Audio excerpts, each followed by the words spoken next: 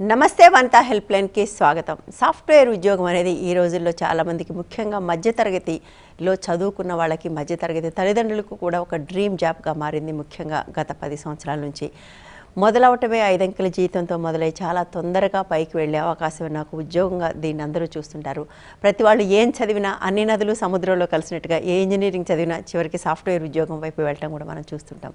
But ఇంత బయటకు ఇంత అందరూ కావాలనుకునే ఈ ఉద్యోగం నిజంగా లోపల అంత సుఖంగా సంతోషంగా ఉంటుందా, అందులో ఒత్తిడి ఉంటుందనే అంటున్నారు చాలామంది. అయితే ఎటువంటి ఒత్తిళ్ళు ఉంటాయి, ఇందులో ఉన్న సమస్యలు ఏంటి, ప్రతి వాళ్ళు డ్రీమ్ జాబ్గా ముఖ్యంగా భారతదేశపు మధ్యతరగతికి ఇవాళ ఒక పెద్ద డ్రీమ్ జాబ్గా మారిన ఇండస్ట్రీగా మారిన సాఫ్ట్వేర్ ఇండస్ట్రీలో ఉండే సమస్యలు ఏంటి, ముఖ్యంగా ఉద్యోగుల వైపు నుంచి అన్న విషయాలు మాట్లాడుకోబోతున్నాం.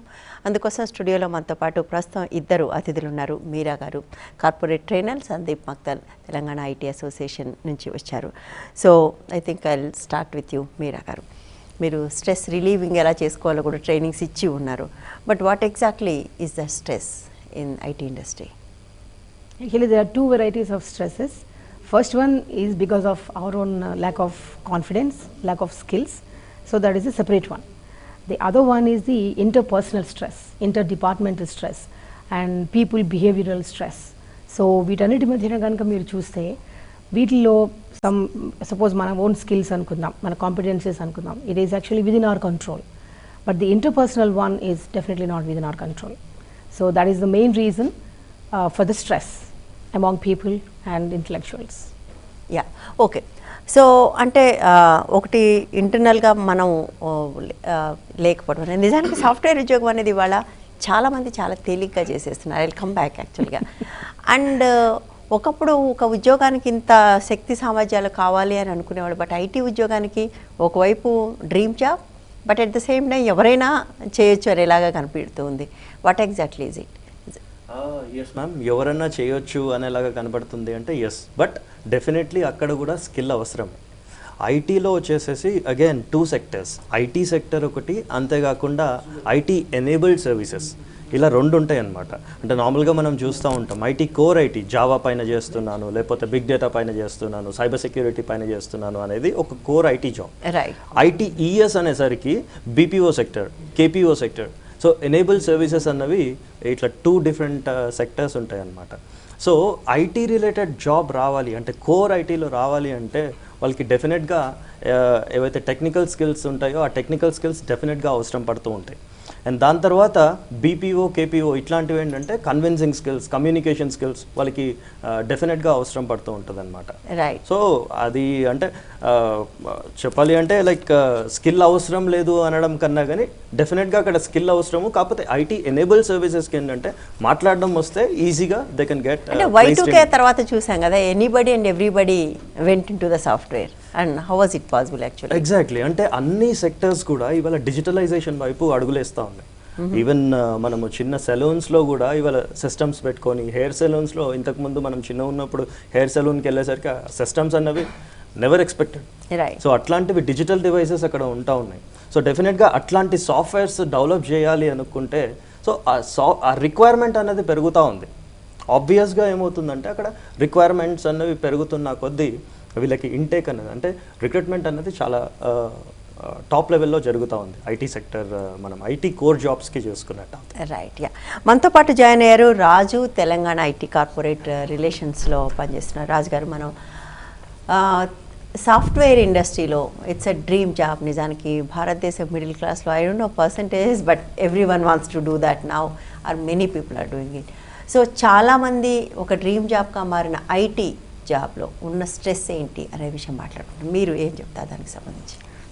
Yes, and nowadays, IT, like information technology, IT sector job is like a dream job for any engineering student actually, so any mechanical graduate or any, no matter any subject, like everybody is opting for a IT career, like mainly the stresses in the IT sector will be like working in the night shifts, or like maybe working long time on the system actually, when they continuously seeing the systems, that may affect their eyes, like maybe some sort of effects on their mind as well, like so definitely you know, since it is a career, this thing, it gives a lot of advantages when in terms of settling their life and everything.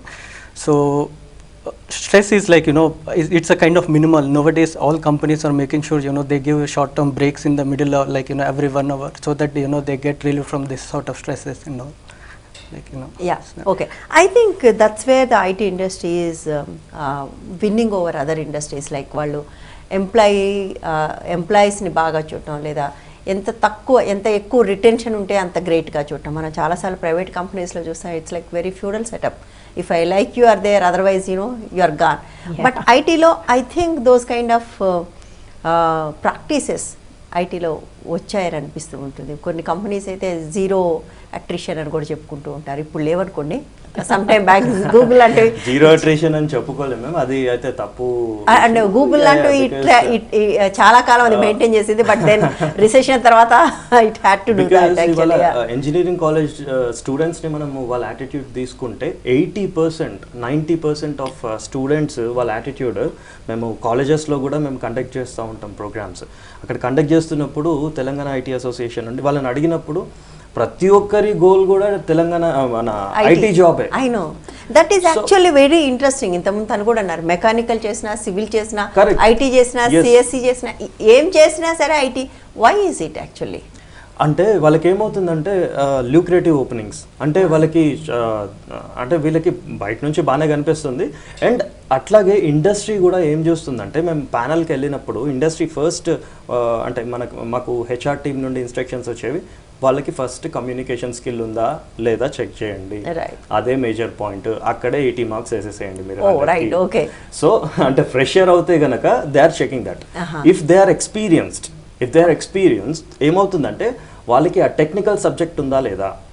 Say example ఒక Oracle పైన తీసుకుందాం, are big data పైన తీసుకుందాం, cyber security పైన తీసుకుందాం. ఆ cyber security పైన okay knowledge ఉంది అంటే, నో మ్యాటర్ అతను ఏ బ్యాక్గ్రౌండ్ నుంచి వచ్చినా, ఇఫ్ ఈవెన్ మీరు ఐటీ జాబ్కు ఉండేటువంటి ఎలిజిబిలిటీ క్రైటీరియాని క్వాలిఫికేషన్ చూసినట్టయితే గ్రాడ్యుయేషన్, జస్ట్ ఎనీ గ్రాడ్యుయేషన్ అని మెన్షన్ చేస్తారు.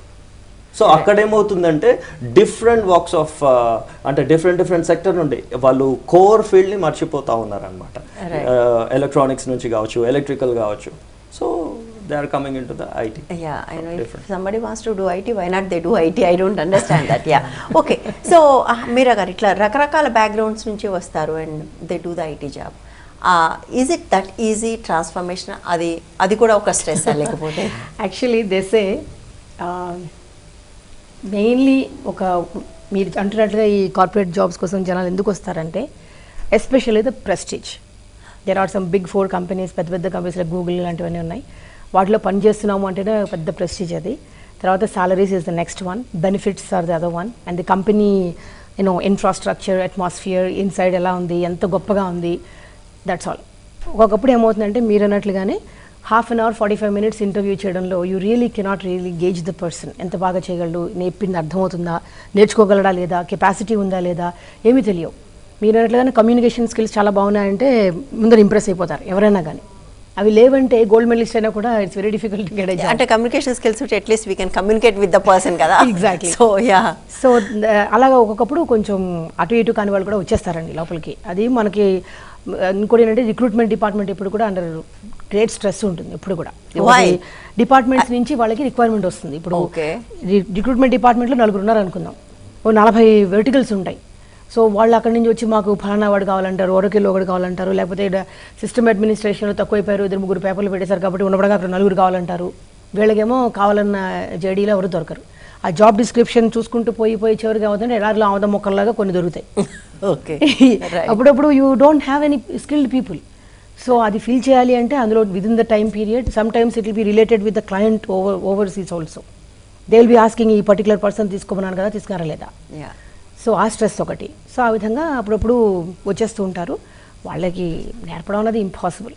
చాలా ఏదో మల్టిపుల్గా చేయడమే తప్ప అంతేనా. రైట్. డిఫికల్ట్ అండి. సో మీరు అన్నట్టుగా ఐటీ జాబ్ అనేది కార్పొరేట్కి రావడానికి prestige involved and the money involved. చాలాసార్లు ఇంజనీరింగ్ అయిపోయిన వెంటనే చాలామంది వచ్చేస్తారు. At the age of 22 5 digit and 20-25,000తో స్టార్ట్ అవుతారు. And that also creates some kind of insecurity. అంటే అంత తొందరగా డబ్బులు వస్తే can we have this in the long term అనేది. అంటే ఒక స్పెండ్ థ్రిఫ్ట్లు తయారైపోతారు. 22 ఏళ్ళకి 25,000 30,000 చేతిలో ఉంటే వాళ్ళకి ఏమీ రెస్పాన్సిబిలిటీస్ ఉండవు, విపరీతంగా స్పెండ్ చేయటం అలవాటు అవుతుంది. బట్ ఆ తర్వాత అది సస్టైన్ చేయడం చాలా కష్టంగా మారుతుంది అని అంటారు. ఎంతవరకు వాస్తవం? Exactly ma'am. ఇక్కడ అంటే 2 కేటగిరీస్ మేము చూస్తూ ఉంటాం కదా, 2 కేటగిరీస్. ఫస్ట్ చాలామంది క్యాంపస్ ప్లేస్మెంట్లో ఎవరైతే డైరెక్ట్గా జాయిన్ అయిపోతూ ఉంటారో ఒక కేటగిరీ ఏంటంటే ఆఫ్ ప్లేస్మెంట్స్ అవుతూ ఉంటాయి కదా. అంటే అతను క్యాంపస్లో కాకుండా ఆఫ్ ప్లేస్మెంట్స్, ఏదో చిన్న కంపెనీ, అదే కనుక ఎగ్జాంపుల్ ఒక ఇన్ఫీనో లేకపోతే ఐబిఎంఓ లేకపోతే సిటిఎస్ఓ ఇట్లాంటి కంపెనీకి డైరెక్ట్ ప్లేస్మెంట్ అవుతారు కదా. వాళ్ళకి ఏంటంటే డైరెక్ట్గా 3.2 to 3.6 బేసిక్ వాళ్ళకి అంటే మినిమం శాలరీ వాళ్ళకి అంటే ఐటీలో ఉన్నాయి ఇప్పటికైతే. అయితే వాళ్ళకి ఏమవుతుందంటే ఒక 30,000 వచ్చేసిన తర్వాత ఒక 1 year తర్వాత 2 years తర్వాత వాళ్ళకి ఎట్లా అంటే అట్లాంటి పర్సన్ని మనము గేజ్ చేసినప్పుడు అతను ఏం చేస్తాడంటే ఇమ్మీడియట్గా కార్ లోన్లో తీసేసుకుంటాడు. ఇమ్మీడియట్ అంటే లావిష్ లైఫ్కి అలవాటు పడిపోతాడు. అదే కనుక సెకండ్ కేటగిరీ పర్సన్ ఒక చిన్న కంపెనీ ఉందనుకోండి, చిన్న కంపెనీలో ఎగ్జాంపుల్ 1 year చేసిన తర్వాత చిన్న కంపెనీస్ మ్యాక్సిమం తొందరగా వైండప్ అయిపోతూ ఉంటాయి. సో ఆ పెయిన్స్ ఇతనికి తెలుస్తాయి. సో అట్లాంటి పర్సన్ లాంగ్ టర్మ్లో సస్టైన్ కావడానికి ఈ మెజారిటీ పార్ట్ అంటే మేము చూసిన అనాలిసిస్లో సో వీళ్ళకి చాలా లైక్ అంటే ఆ మనీ వాల్యూ కావచ్చు, నెక్స్ట్ వాళ్ళ లైఫ్ ఎట్లా లీడ్ చేయాలన్నది కావచ్చు. అండ్ ఇంకోటి ఏంటంటే చిన్న కంపెనీస్లో ఇక్కడే సిస్టమ్ అడ్మిన్ కూర్చుంటాడు, పక్కనే సిస్టమ్ అడ్మిన్ కూర్చుంటాడు, ఇంకో టెక్నాలజీ అతను పక్కనే కూర్చుంటాడు. సో అదే కనుక పెద్ద ఎన్వైరన్మెంట్ చూసినప్పుడు 100 మంది సిస్టమ్ అడ్మిన్స్ ఒకటే దగ్గర కూర్చుంటారు. సో వాళ్ళ డిఫరెంట్ టెక్నాలజీస్ ఏవైతే ఉన్నాయో వాళ్ళు నేర్చుకోవడానికి కొంచెం స్కోప్ చాలా తక్కువ ఉంటుంది. సో నేను అంటే స్టూడెంట్స్కి మెయిన్గా అడ్వైజ్ ఇచ్చేది మ్యామ్, మనము ఇవ్వాల్సింది చిన్న కంపెనీస్ అయినా చూస్ చేసుకోండి. పెద్ద కంపెనీస్ వస్తే వెల్ అండ్ గుడ్, బట్ చిన్న కంపెనీస్ దగ్గర చాలా మంది దగ్గర మేము చూసింది ఏంటంటే చిన్న కంపెనీ 10,000 జీతం కదా, no sir I want go for ఏది 30,000 వాడికి జీతం రావాలి, 3.2 3.6 ఫిగర్ రావాలి వాడికి. సో చిన్న కంపెనీస్ వచ్చినా కానీ that would be best thing. So that's where the whole issue. మీరు అన్నారు బిగినింగ్ అక్కడ మొదలైతే కారు మొదలవుతుంది, కొన్ని రోజులకి చాలా ఫాస్ట్గా ఇల్లు ఫ్లాట్ కొంటారు అండ్ వెరీ గేటెడ్ కమ్యూనిటీలో. అండ్ నేను వింటున్నది ఏంటి అంటే సాఫ్ట్వేర్లో 40 తర్వాత కెరీర్ ముందుకెళ్ళటం చాలా కష్టం. ఎందుకంటే అక్కడ నుంచి మేనేజర్స్ అండ్ టీమ్ లీడ్స్ అన్ని పొజిషన్స్ లేవు. అక్కడికి వచ్చేప్పటికల్లా చాలామంది డ్రాప్ అయిపోవాల్సి వస్తుంది. That creates a big crisis in life అంటారు. ఎంతవరకు నిజం అది? Like to be honest, after some certain period of experience, there will be some sort of saturation. Like people keeping on doing some job, they will definitely like to do some changes in their job actually. So most of the people, what they will be doing is like maybe they will be establishing their own company, like or maybe like setting up their own facilities independently and giving the services, like so as definitely madam, when they were working in a company since like continuously for 10 years 15 years and all, definitely they will definitely like to get some changes, like maybe in terms of like in terms of career growth and all, like since they have sufficient number of experience and like so since they have all those like inbuilt this thing, like all the knowledge and everything about the project and all, they have the complete thorough knowledge, they can work independently and establish a company, or but and everyone is not so lucky to yes. You may start, you may not be able to sustain. So అంటే mid career crisis అనేది యాక్చువల్గా it's everywhere, but సాఫ్ట్వేర్లో చాలా ఎక్కువ ఉందని వింటున్నాను. Correct, exactly. ఇప్పుడు సాఫ్ట్వేర్ని మనం చూసుకున్నట్టయితే ఇప్పుడు మీరు యూజ్ చేసే ల్యాప్టాప్లో ఒకప్పుడు XP వాడేవాళ్ళు, రైట్? ఇప్పుడు ఏం చేస్తున్నారు? Windows 7 లేకపోతే 10 డైరెక్ట్ 10కి వెళ్ళిపోతుంది, right? So day to day upgradations అన్నవి ఇమీడియట్గా ఉంటాయి, వర్షన్ చేంజెస్ అన్నవి ఇమీడియట్గా ఉంటాయి. If you are not upgraded you will be outdated. Yeah, that's one thing. But actually ఒక ఏజ్ తర్వాత you have to be in certain position. If that position is not available, correct, you're out. దాని తర్వాత ఇంకోటి ఏంటంటే ఒక certain age తర్వాత అంటే సే example 40 తర్వాత మేనేజ్మెంట్ రోల్స్ చాలా ఎక్కువగా ఉంటాయి. అండ్ ప్యాకేజెస్ ప్రతి ఇయర్ కూడా రివైజ్ జరుగుతూ ఉంటుంది కదా, వాళ్ళ ప్యాకేజెస్ ఎక్కడో ఎక్కి కూర్చుంటుంది. ఒక 10 years డౌన్ ది లైన్ ఎక్కడో కూర్చుంటుంది అంటే అప్రైజల్స్ అండ్ అప్రైజల్సే కాకుండా ఒక కంపెనీ నుండి ఇంకో కంపెనీకి జంప్ అవుతే వాళ్ళకి 30% హైక్ ఎక్కడ పోదు, 30% హైక్ ఉంటుంది పెద్ద పెద్ద కంపెనీస్ ఒక కంపెనీ నుంచి. సో జంప్ కొట్టినా కొద్ది ఫుల్ హైయెస్ట్ సాలరీస్ లో ఉంటుంది. సో ఆబ్వియస్ గా కంపెనీకి ఏమైపోతుందంటే కాస్ట్ కటింగ్ లో ఫస్ట్ టార్గెట్ వచ్చేది వీళ్ళే వస్తారు. So if they are not upgraded then definitely they will be the target. Right. Yeah, they will be the target anyways, right? Yes. Upgraded or not adoka upgraded. pedda stress cheppalante adoka pedda stress. I think that's what I heard a lot of cost times cutting. Actually. Yes. Yeah. Cost cutting లో mid career crisis అనేది చాలా ఎక్కువ కనపడుతూ ఉంటుంది.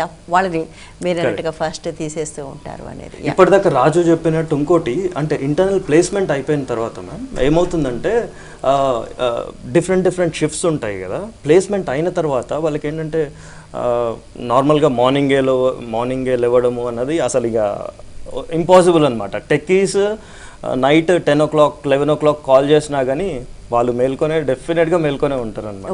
Why is it? Because they have to connect with different country people and most of the exports are from US.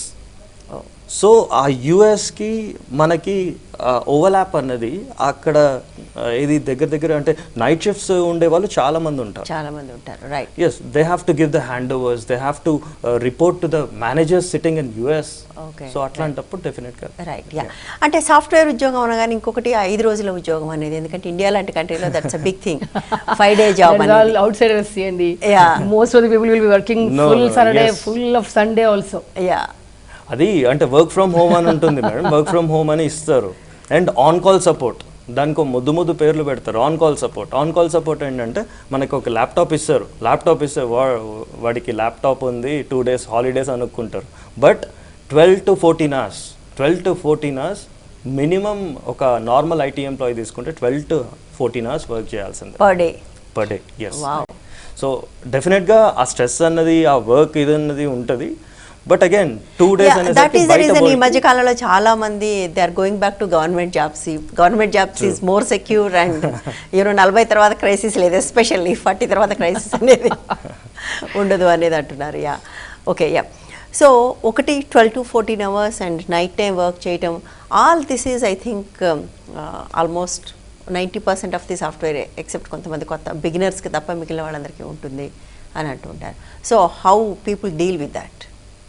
How people will deal with that? You have to deal with that. I know. How? Do or die, ante. Do or die. Because some of the companies where I worked, people don't get their appraisals properly. They don't get any promotion to the lead level. So when they went and asked their bosses, the reason told was, you many times you did not extend. Extend means beyond 12-14 hours. Meer cheppina 14 ki inka paina. If they don't extend.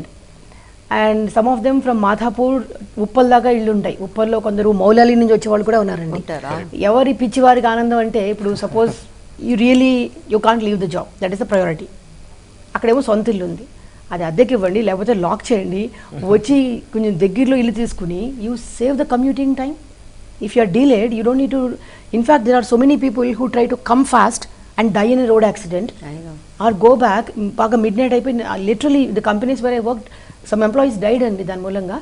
When they are going to Moula Ali on the BHEL, వెనకాల నుంచి లారీలు కొట్టేసి, because రాత్రి 1 గంట అయిపోతుంది ఆఫీస్లోనే. 10 తర్వాత lorry traffic, he will be already half asleep and totally tired. ఎప్పుడో తిన్న భోజనం అండ్ దట్ టు ఈవినింగ్ ఒక 6-7 తర్వాత. Literally this is one problem in most of the companies. Food won't be available. Many people are అన్నం సాంబార్ కూరలు తినే types ఉంటారు. Most of the people will not be able to survive only on some burger, pizza.